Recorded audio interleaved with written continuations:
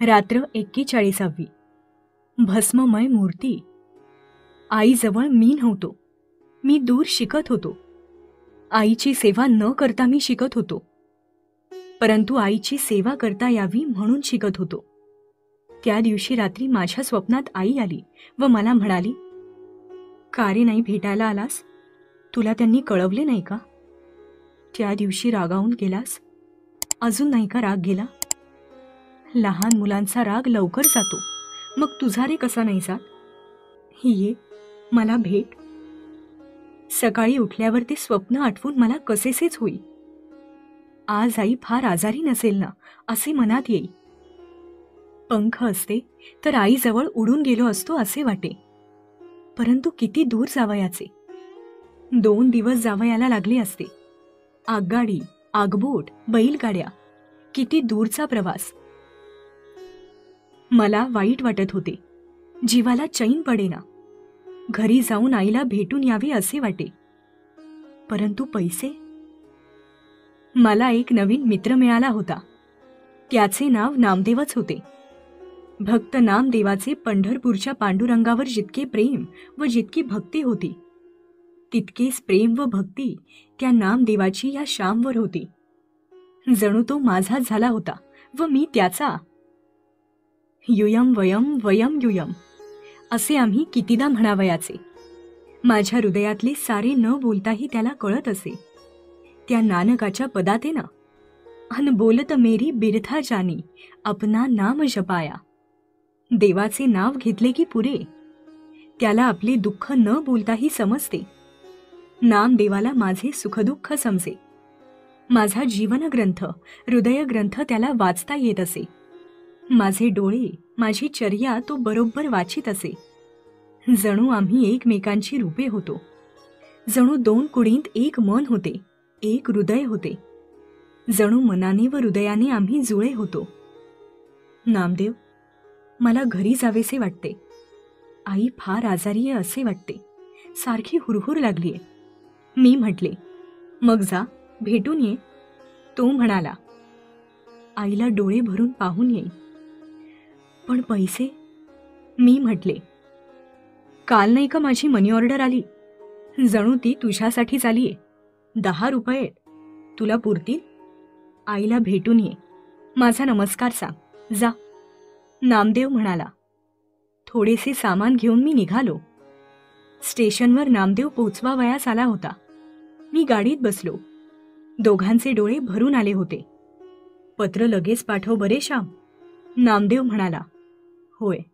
मी म्हटले, तुझ्याबरोबर मी आलो असतो, पण पैसे नाही. तू माझ्याबरोबर आहेसच. मी म्हटले. गाडी सुटली. प्रेमळ नामदेव डोळ्याआड झाला. गाडी सुटली व डोळ्यांतून पाझर सुटले, शतपाझर सुटले. राहून राहून हृदय उचंबळून येत होते. गाडीच्या खिडकीच्या बाहेर माझे तोंड होते. अश्रू सिंचन करीत मी जात होतो. बोरी बंदरवर उतरून तसाच परभामी बोटीवर गेलो. कारण गिरगावात भावाला भेटायला गेलो असतो तर आगबोट चुकली असती. मी आगबोटीत बसलो. लाटांवर बोट नाचत होती. माझे हृदयही शतभावनांनी नाचत होते. रवींद्रनाथांची गीतांजली माझ्या हातात होती. आई, माझ्या अश्रूंचा हार तुझ्या वक्षस्थळावर रुळेल हे मी वाचित होतो. खरेच, माझ्या गरीब आईला मी दुसरी काय देणार? माझ्याजवळही अश्रूंशिवाय द्यावयास दुसरे काही नव्हते. मध्येच मी गीतांजली मिटीत असे व समोरच्या उचंबळणाऱ्या सागराकडे बघे. या सागरावर शततरंग उसळत होते. एक लाट दुसऱ्या लाटेला जन्म देत होती. माझ्या हृदया सागरावर शतस्मृती उसळत होत्या. एक स्मृती दुसऱ्या स्मृतीस जन्म दे. आईच्या शेकडो आठवणी, शेकडो भावनामय प्रसंग दृष्टीसमोर सारे येत होते. स्वप्नसृष्टीत, स्मृतीसृष्टीत मी ध्यानमग्न ऋषीप्रमाणे रमून गेलो, रंगून गेलो. आईच्या स्मृतीसागरात हा श्याम मत्स्य डुंबत होता, पोहत होता, नाचत होता. हरणई बंदरावर दीपस्तंभ दिसू लागला. खलाशी ओरडू लागले. उतरणारे उतारू वळकट्या बांधू लागले. मी आपले लहानसे गाठोडे बांधले. आणखी 7-8 तासांनी आईचे पाय पाहीन. प्रेमाने भरलेले डोहच असे तिचे डोळे पाहीन, असे मनात मी म्हणत होतो. हरणई बंदर आले. पडाव बोटीजवळ आले. त्यात माणसे उतरली. मीही पडावात उतरलो. बंदरावरून कोणीतरी माझ्याकडे पाहत होते. माझे तिकडे लक्ष नव्हते. त्या व्यक्तीचे माझ्याकडे लक्ष होते. मला पाहून बंदरावर कोणाचे तरी डोळे भरून येत होते. कोणाची ती मूर्ती होती. पडाव उभा राहिला. मी पटकन उतरलो. पाण्यातून बंदरावर आलो. झपाझप पावले टाकीत होतो. इतक्यात माझ्या कोण दृष्टीस पडले? मावशी. माझ्या दृष्टीस मावशी पडली. मावशी, तू इकडे कोठे? परत जातेस होय पुण्याला? आईचे बरे वाटते? असे मी विचारले. मावशीच्या गंगा यमुनांनी उत्तर दिले. मावशी, बोलत का नाहीस? मी काकुळतीने विचारले. श्याम, तुझी आई, माझी अक्का देवाजवळ गेली. ती म्हणाली. माझा शोकसागर मला आवरेना. आम्ही धर्मशाळेत गेलो. कोणालाही बोलवत नव्हते. मला बोलावलेत का ग नाही? मला स्वप्न पडले म्हणून मी निघालो. स्वप्नात आई मला हाक मारी. परंतु आता कोठची आई? कायमची अंतरली आई. असे म्हणून मी रडू लागलो. श्याम, त्या दिवशी तुझीच सारखी आठवण ती काढीत होती. तूच तिला सारखा दिसत होतास. म्हणे अजून हट्टीचे. श्याम, 2 दिवसात अक्का जाईल असे वाटलेच नव्हते. मी तुला बोलवायचे ठरवले, परंतु त्याच दिवशी अक्का गेली. सारे प्रयत्न केले, तिचे हाल होऊ दिले नाही. मी आहे हो तुम्हाला. अक्काने तुम्हाला माझ्या पदरात घातले. मी तुम्हाला आईची आठवण होऊ देणार नाही. उगी किती रडशील हं? मावशी मला समजावीत होती. मावशी, माझे केवढाले मनोरथ. माझ्या आईला सुख देईन, तिला फुलासारखी ठेवीन, असे मी मनात म्हणे. परंतु आता कशाला शिकू? शिकून आईची सेवा जर करता येत नसेल, आईच्या उपयोगी पडता येत नसेल, तर कशाला शिकू? मी म्हणालो, तुझ्या भावांसाठी, वडिलांसाठी शिक, आमच्यासाठी शिक, जगासाठी शिक. आईला प्रेम देणार होतास, ते जगाला दे. जगातील दुःखी मातांना दे. मावशी नवीन दृष्टी देत म्हणाली. मावशी, तू परत निघालीस? मी विचारले. होय, तेथे माझ्याने राहावे ना. तू घरी जा. उद्या 3रा दिवस. अस्थि सिंचने उद्या. तू तिचा लाडका म्हणून उत्तर क्रियेला आलास. येताना अस्थि घेऊन ये. गंगेत नेऊन टाकू. मावशी म्हणाली. मावशी, मी घरात कसा जाऊ? अंधारानं भरलेल्या घरात कसा जाऊ? मी म्हटले, त्या अंधारात आईचा मुखचंद्र नसला तरी वडिलांचा तारा आहे. तुझ्या भावाचा तारा आहे. तिथे सारा अंधार नाही. तिथे प्रेम आहे. जा घरी. त्यांना धीर दे. तू शहाणा, विचार करणारा, गीतांजली, गीता वाचणारा. मावशी म्हणाली. श्याम, आलास का? थांब हो, देवाला गोळ ठेवते. असे आता मावशी कोण म्हणेल? मी म्हणालो. श्याम, या प्रेमाच्या आठवणी तुझ्या जवळ आहे. आई गेली तरी प्रेमरूप आई, स्मृतिरूप आई तुझ्या जवळ आहे. जिथे जाशील तिथे. चल, तुझ्यासाठी गाडी ठरवू. असे म्हणून तिने माझ्यासाठी बैलगाडी ठरवली. मावशीची बोट दूर दिसू लागली. पडाव सुटायला झाले होते. मावशी निघून गेली. आईची जागा घेणारी मावशी पडावात बसायला निघून गेली. मी बैलगाडीत बसलो. आईच्या आठवणी येत होत्या.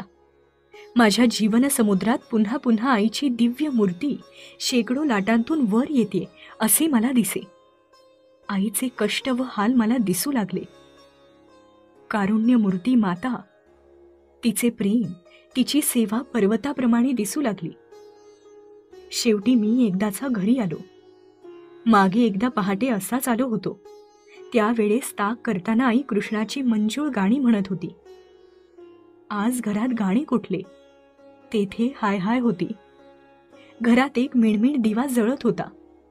भेसूर शांतता होती. मी दार लोटले. दाराला आतून कडी नव्हती. दार उघडले. वडील एका तरटावर बसले होते. श्याम, 2 दिवस उशीर झाला तुला. गेली हो सोडून बाळ. ते म्हणाले. पुरुषोत्तम जागा झाला. तो रडू लागला. अण्णा, अण्णा असे म्हणून तो रडू लागला. मला त्यांनी मिठी मारली. आम्हाला कोणासही बोलवत नव्हते. दुर्वांची आजी म्हणाली, तुझीच आठवण काढीत होती हो श्याम. तिचा लाडका तू. शेवटी तिच्या उत्तरक्रियेला तरी आलास. रडू नकोस. आता उपाय काय? तुम्ही मोठे होईतो हवी होती हो जगायला, परंतु नाही त्याची इच्छा. मी ऐकत होतो. अस्थि संचयनासाठी मी नदीवर गेलो. भटजी बरोबर होते. नदीकाठी जेथे आईचा पुण्यदेह अग्निसात करण्यात आला होता तेथे मी गेलो. आईची भस्ममय मूर्ती तेथे निजलेली होती. जसाच्या तसा भस्ममय देह होता. वाऱ्याने इवली देखील मूर्ती भंगली नव्हती. त्या भस्ममय मूर्तीला मी वंदन केले. सर्व पार्थिवता लोपून पवित्र भस्ममय असा देह तेथे होता. अत्यंत शुद्ध असा भस्ममय आकार तेथे होता. जीवनातील तपश्चर्येने आधीच देह भस्मीभूत झाला होता. आतून जळून गेला होता. शंकराच्या अंगावरील भस्मा इतकाच पवित्र झाला होता. मनाने तर ती पवित्र होतीच होती. लावला. मी हात लावला. भस्ममय मूर्ती भंगली. माझ्या हृदयात अभंग मूर्ती निर्माण करून ती भस्ममय मूर्ती मी मोडली. या नश्वर मूर्तीने कोणाच्या हृदयात जर आपणास अनश्वर मूर्ती निर्माण करता आली तर केवढे भाग्य. मी आईच्या अस्थी गोळा केल्या. मंगळसूत्रातील मणी सापडले. ते सौभाग्यदायक म्हणून चुलत्यांनी नेले. स्वतःच्या पत्नीच्या गळ्यात घालण्यासाठी नेले. सर्व विधी करून आम्ही घरी गेलो. एक एक दिवस जात होता. पुरुषोत्तमाच्या तोंडून एक एक कहाणी ऐकत दिवस जात होता. आईच्या आठवणीचे पवित्र गुरुपुराण पुरुषोत्तम मजजवळ वाचित असे व मी ऐकत असे. शेजारच्या इंदू, राधाताई यांनी सुद्धा आठवणी सांगितल्या. आईचे कष्ट ऐकता ऐकता मला हुंदके येत. आईच्या पिंडदानाचा दिवस आला. आईच्या पिंडांना कावळा पटकन शिवेल की नाही, तिची काही इच्छा राहिली असेल का, असे विचार माझ्या मनात येत होते. पिंडाला कावळा शिवला नाही तर मृतात्म्याला शांती नाही असे म्हणतात. मी नदीवर गेलो. पिंड तयार केले. सर्व विधी झाले. ते पिंड दर्भावर ठेवले. नदीवर कावळा दिसेना. भटजींनी कावकाव करून कावळ्यांना आमंत्रण दिले. आला, एक कावळा आला, तो दुसराही आला. चुलते म्हणाले. आम्हाला बरे वाटले. पिंड ठेवून आम्ही बाजूला झालो. कावळे पिंडाजवळ बसत पण शिवत नव्हते. काय करावे? पिंडाभोवती गिरट्या घालीत, परंतु स्पर्श करेनात. मला वाईट वाटू लागले. मी म्हटले, आई, तुझी इच्छा असेल तर मी लग्न करीन. मी बैरागी होणार नाही. तरी कावळा शिवेना. चुलते म्हणाले, आम्ही भाऊंना अंतर देणार नाही. त्यांच्यावर प्रेम करू वहिनी. तरी कावळा शिवेना. पिंड घेऊन ठिकठिकाणी मी नाचलो. माझा जीव रडकुंडीस आला. कावळा जर शिवला नाही तर दर्भाचा कावळा करून शिववतात. परंतु या गावात या गोष्टीची चर्चा होते. मला वाईट वाटले. मी म्हणालो, पिंड घेऊन घरी जाऊ, तेथे कदाचित शिवेल. एवढ्या दर्भाचा करू नका. नदीवरून जड अंतःकरणाने पिंड घेऊन आम्ही घरी आलो. अंगणाच्या कडेला केळी शेजारी पिंड ठेवले. भोवती कावळे जमले, परंतु एकही शिवेना. शेवटी माझी दुर्वांची आजी घरातून बाहेर आली. ती म्हणाली, यशोदे, काही काळजी करू नकोस. पुरुषोत्तमला मी आहे, त्याचे सारे मी करीन. आणि काय चमत्कार! आजीचे ते आश्वासनपर शब्द ऐकताच झटकन कावळा शिवला. माझ्या डोळ्यात पाणी आले. मावशी पुढे एकटी निघून गेली होती.